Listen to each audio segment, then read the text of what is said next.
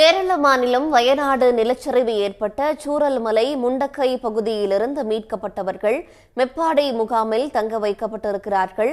அந்த பகுதியிலிருந்து இணைகிறார் நமது செய்தியாளர் சந்தோஷ். அவரிடம் பேசலாம். சந்தோஷ், தற்போது முண்டக்கை மற்றும் சூரல்மலையிலிருந்து மீட்கப்பட்டவர்கள் எத்தனை பேர் இந்த மேப்பாடி முகாமில் தங்க வைக்கப்பட்டிருக்காங்க?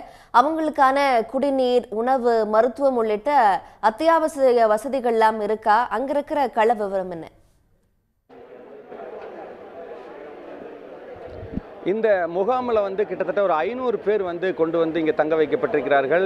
கடந்த 2 நாட்களுக்கு முன்பு ஏற்பட்ட இந்த மிகப்பெரிய ஒரு நிலச்சரிவில் சிக்கி பலரும் உயிரிழந்திருக்கக்கூடிய நிலையில் பல பேர் உயிரை காப்பாற்றிக் கொள்வதற்காக பல பேர் மேடான பகுதிகளுக்கு ஓடி சென்று தங்களுடைய உயிரை காப்பாற்றிக் கொண்டிருக்கிறார்கள், தங்களுடைய குடும்பத்தையும் காப்பாற்றிக் கொண்டிருக்கிறார்கள். அந்த வகையில் மேப்பாடிங்கிற இடத்துல தான் இந்த முகாமானது செயல்பட்டு கொண்டிருக்கிறது. இந்த முகாமில் தங்க வைக்கப்பட்டிருக்கக்கூடிய அனைத்து உறவுகளுக்குமே அவங்க உணவு அளிப்பதற்காக இருந்தாலும் சரி, குடிநீராக இருந்தாலும் சரி, தன்னார்வலர்கள் அனைத்து உதவிகளையுமே இங்கே செய்து கொண்டிருக்கிறார்கள். கிட்டத்தட்ட 500 பேர் இந்த முகாமில் தங்கியிருக்கிறாங்க. அவங்களுக்கு தேவையான அனைத்து உதவிகளையுமே இங்கே செய்திருக்கிறாங்க. இன்னைக்கு காலையிலையும் மீட்பு பணியானது தொடர்ந்து நடைபெற்று கொண்டிருக்கிறது. இன்றைக்கு தான் அந்த முண்டக்கயம் பகுதி, அதாவது பாதிப்புகள் அதிகமாக இருக்கக்கூடிய முண்டக்கயம் பகுதியில் அதாவது மீட்பு பணி தொடர்ந்து நடைபெற்று கொண்டிருக்கிறது. அந்த முண்டக்கயம் பகுதியில் உயிர் தப்பிய ஒருத்தர் நம்ம பக்கத்தில் இருக்கிறாரு. അവരുടെ കേപ്പം എന്താണ് ശരിക്കും ആ സമയത്ത് നടന്നത്? അവിടെ ആ സമയത്ത് നമ്മൾ രാവിലെ 1:15 ഈ സംഭവം അറിയുന്നത്. അതായത് വീടിൻ്റെ വാതിലിങ്ങനെ ജർക്കിംഗ് ആയി. ആ സമയത്താണ് ഇറങ്ങി ഓടിയത്. എന്ത് സംഭവം എന്നൊന്നും അറിയുന്നില്ല, പൊരുൾ വിട്ടാന്നൊന്നും അറിയുന്നില്ല. ഒരു ഭൂമി വിൽക്കും പോലെയാണ് ഫീൽ ചെയ്തത്. അങ്ങനെ ഇറങ്ങി ഓടി അവിടെ മേലെ പക്കത്തിൽ റിസോർട്ടുണ്ടായിരുന്നു. ആ റിസോർട്ട് കയറി നിന്ന് അവിടെ അത് കുറച്ച് കുന്നായിട്ട് പ്രദേശമാണ്. അങ്ങനെ നിന്ന് അവിടെ എത്തിയപ്പോഴാണ് ഈ വെള്ളം ഒലിച്ചു പോകുന്നതും മണ്ണിൻ്റെ സ്മെല്ലും അതൊക്കെ അറിയുന്നത്. അങ്ങനെ ചുറ്റും എല്ലാവരും ആർപ്പ് വിളികളും സൗണ്ടും എല്ലാം ആയിട്ട് കരച്ചിലാണ്. അപ്പോൾ ആ ഒരു ഭീതിയിലായിരുന്നു ആ ഒരു സമയം മൊത്തം.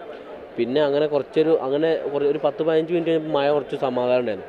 അങ്ങനെ കുറച്ച് കഴിഞ്ഞപ്പോൾ പിന്നെ ഒരു 2 മണിയൊക്കെ ആകുമ്പോൾ പിന്നെയും അതേ സൗണ്ടും അതേ ഒരു ഉരുളുപൊട്ടുന്ന ആ ഒരു ഫീലും മൊത്തം. അപ്പോൾ എല്ലാവരും ഏകദേശം നല്ല പരിഭ്രാന്തിയായി.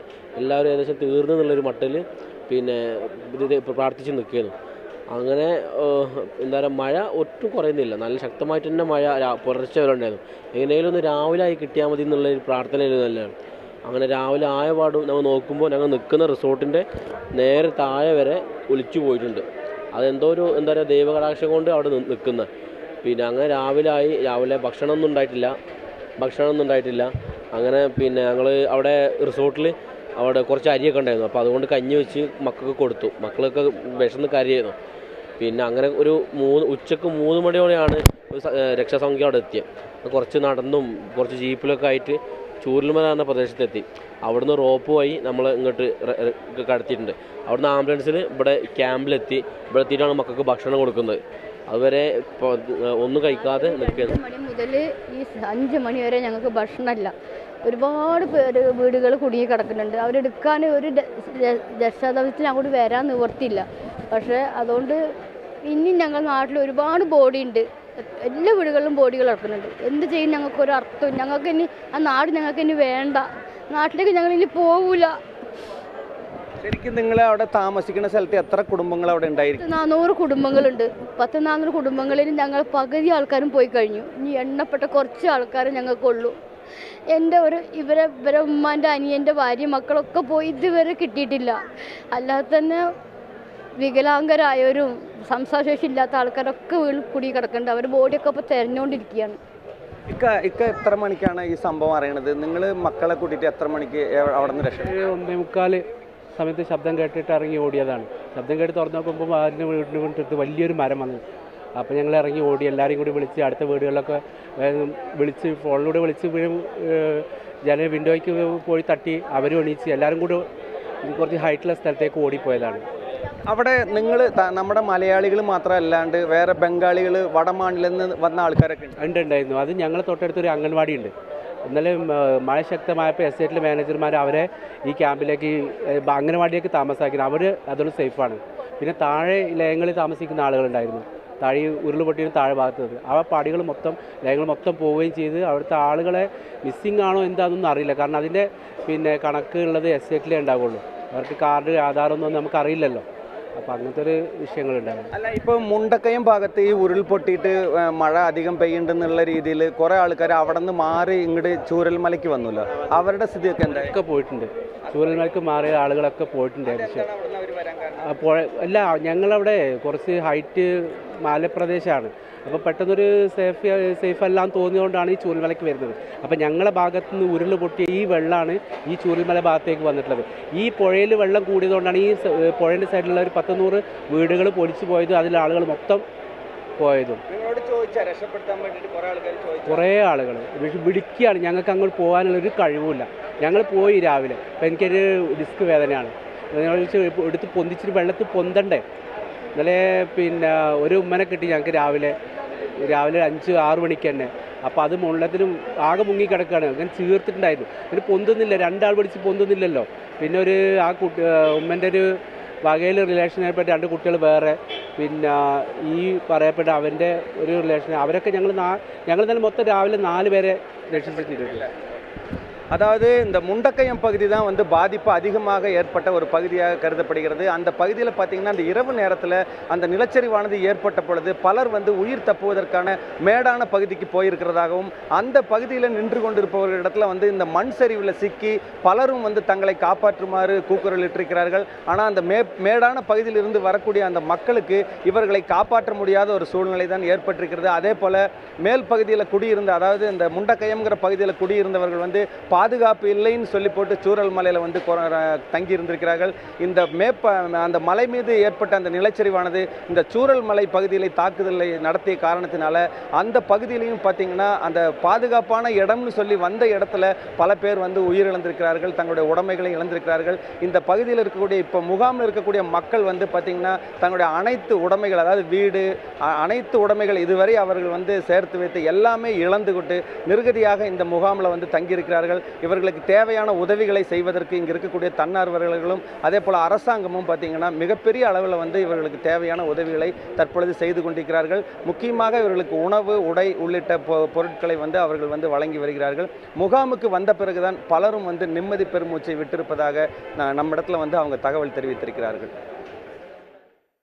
சந்தோஷ், மீளா துயரில் வயநாடு சிக்கி இருக்கிறத கவனிக்க முடியுது. நீங்கள் பேட்டி எடுக்கிறப்போ இனி எங்களுக்கு அந்த பகுதியே வேணாம் அப்படின்னு துக்கம் தொண்டையை அடைக்க அந்த அம்மா சொன்ன அந்த ஓலத்தோட துக்கத்தை நம்மளாலையும் புரிஞ்சிக்க முடியுது. அதே நேரத்தில் முண்டக்கையிலிருந்து சூரல் மலைக்கு நடந்தே வந்து அங்கிருந்து கயிறு கட்டி ஆற்றை கடந்ததுக்கு அப்புறமா இப்போ மேப்பாடி முகாமில் நாங்கள் எல்லாம் தங்கி இருக்கிறோம் அப்படின்னும் பேட்டி கொடுத்தப்ப அவர் குறிப்பிட்டிருந்தாரு. இப்போ மீட்பு படையினர் வந்து முண்டக்கைக்கு போக இருக்கிறாங்க. அங்கே தற்காலிக பாலம் அமைக்கப்பட்டுருச்சா? முண்டக்கையை சென்றடைவதில் மீட்பு படையினருக்கு என்ன விதமான சிக்கல் எல்லாம் இருக்கு? அந்த சூரல் மலை பகுதி பார்த்திங்கன்னா ஒரு சிறிய ஒரு ஓடை மாதிரியான ஒரு இடம் தான். அந்த இடத்துல தண்ணி போயிட்டு இருந்திருக்குது. யாருமே எதிர்பார்க்கல இந்த சூரல் மலையில் வந்து இந்த அளவுக்கு ஒரு பாதிப்பு வரும்னு யாருமே எதிர்பார்க்கல. ஒரு சிறிய நகரமே வந்து அந்த இடத்துல வந்து மண்ணுக்குள்ளே மூடி இருக்கிறது. கிட்டத்தட்ட அவங்க அந்த இங்கே இருக்க மக்கள் சொல்கிற கணக்கு பார்த்திங்கன்னா 300க்கும் மேற்பட்ட வீடுகள் வந்து தரைமட்டம் ஆகியிருக்கிறது. இப்பொழுதும் பார்த்திங்கன்னா அந்த பகுதியில் வந்து இன்று காலை முதல் அந்த வீடுகளுக்குள்ள உயிரிழந்தவர்கள் இருக்கிறார்களா, உயிரோடு இருப்பவர்கள் இருக்கிறார்களாங்கிற ஒரு தேடுதல் வேட்டையில் நடத்தி பேரிடர் மீட்பு படையினரும் அதே போல் தீயணைப்பு துறையினரும் இராணுவத்தினரும் ஈடுபட்டிருக்கிறாங்க. இந்த மண் சரிவு, அதாவது இந்த நிலச்சரிவு பார்த்திங்கன்னா கிட்டத்தட்ட ஒரு 20 அடி உயரத்திற்கு முழுமையாக இந்த பகுதியை வந்து மூடி இருக்கிறது. நம்ம பார்க்கும்போது தெரிஞ்சது நேற்றுக்கு அந்த பகுதி முழுமையாக கிட்டத்தட்ட ஒரு 20 அடி வரைக்கும் உயரத்தில் மண் மற்றும் சகதிகள் அதே போல் பாறைகளால் மூடப்பட்டிருக்கிறது. அதனால் அந்த தேடுதல் பணி வந்து எந்த அளவுக்கு உயிரிழந்தவர்களை மீட்க முடியும், காணவில்லைன்னு சொன்னவங்களை மீட்க முடியும் அப்படிங்கிறது வந்து ஒரு மிகப்பெரிய சவாலாகத்தான் இருக்கிறது. தொடர்ந்து மழையும் வந்து சாரல் மழை பெய்து கொண்டிருக்கிறது. தொடர்ந்து இருந்தாலும் அதையெல்லாம் தாண்டி அந்த பகுதிக்கு சென்று மீட்பு பணியில் ஈடுபடுவதற்காக பல்வேறு நடவடிக்கைகள் எடுக்கப்பட்டு வருகிறது. தமிழக அரசும் பார்த்திங்கன்னா மீட்பு படை குழுவினரை வந்து அனுப்பியிருக்கிறாங்க. அவங்களும் இவங்களோட இணைந்து எந்த மாதிரியான மீட்பு பணியில் ஈடுபடலாம் அப்படிங்கிற ஒரு நடவடிக்கையில் ஈடுபட்டிருக்கிறாங்க. தற்பொழுது மீட்பு படையினர் வந்து அந்த முண்டக்கயம் பகுதிக்கு சென்றிருப்பது இந்த பகுதி மக்களுக்கு வந்து ஒரு ஆறுதலான ஒரு விஷயமாக இருக்கிறது. ஏன்னா நேற்றுக்கு முழுமையாக முண்டக்கயம் பகுதிக்கு வந்து மீட்பு படையினர் வந்து செல்ல முடியும் முடியாத ஒரு நிலையில் அங்கே இருக்கக்கூடிய மக்கள் வந்து ரொம்ப, அதாவது உயிர் தப்பியவர்களே வந்து ஒரு பீதியில் இருக்கக்கூடிய ஒரு சூழ்நிலையில் தான் இருந்தாங்க. ஆனால் அதிகாரிகள் விரைந்து பணிகளை செய்து, ஏன்னா அந்த இடத்துல அவ்வளோ பெரிய ஒரு சிக்கலான இடத்துலையும் கூட அவங்க எல்லாருமே கடுமையான ஒரு உழைப்பை செலுத்தி தான் வந்து அந்த இடத்துக்கு சென்றிருக்கிறாங்க. அந்த இடத்துக்கு சென்று மீட்க முடிந்தவர்களை எந்த அளவுக்கு விரைவாக அவர்களை வந்து கொண்டு சேர்க்க முடியுமோ அந்த அளவுக்கு விரைவாக அவர்கள் வந்து முகாம்களில் கொண்டு வந்து சேர்த்துக்கிறாங்க. பல பேர் வந்து மருத்துவமனையிலையும் தங்கியிருக்கிறாங்க. மிகப்பெரிய ஒரு சோகத்துக்கு நடுவிலையும் இந்த நிவாரண உதவிகள், அதாவது இந்த மக்களுக்கு கொடுக்கப்பட்ட இந்த நிவாரண உதவிகளை இந்த முகாமில் தங்க வைக்கப்பட்டது அவர்கள் வந்து நன்றியோடு நினைத்து பார்க்கக்கூடிய ஒரு நிலை தான் இந்த முகாமில் நம்மளால் பார்க்க முடியுது. சன் நியூஸ் வாட்ஸ்அப் சேனலை ஃபாலோ செய்யுங்கள்.